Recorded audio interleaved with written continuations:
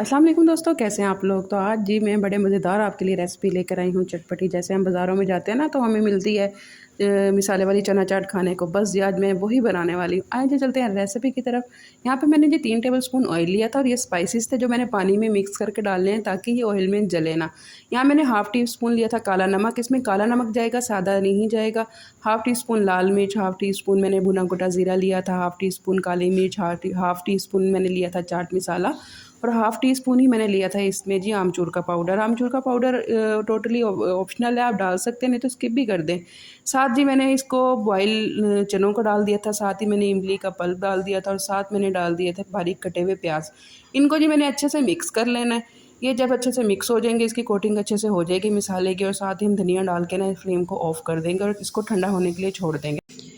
बस ये जब ये ठंडी हो जाएगी, यहाँ पे हमारी चाट ठंडी हो चुकी थी। फिर जी मैंने एक मीडियम बारीक कटा हुआ प्याज, एक मीडियम टमाटर, 2 मीडियम आलू बॉयल काट लिए थे, 3-4 मेरे पास हरी मिर्चें थी और धनिया था। इनको डाल के जी जब तक मैं मिक्स करती हूँ आप मेरे चैनल को सब्सक्राइब कर दें। ये बड़ी हेल्दी रेसिपी है।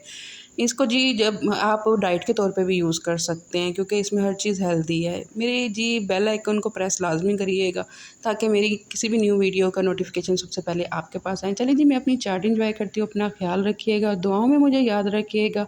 ओके जी, अल्लाह हाफ़िज़।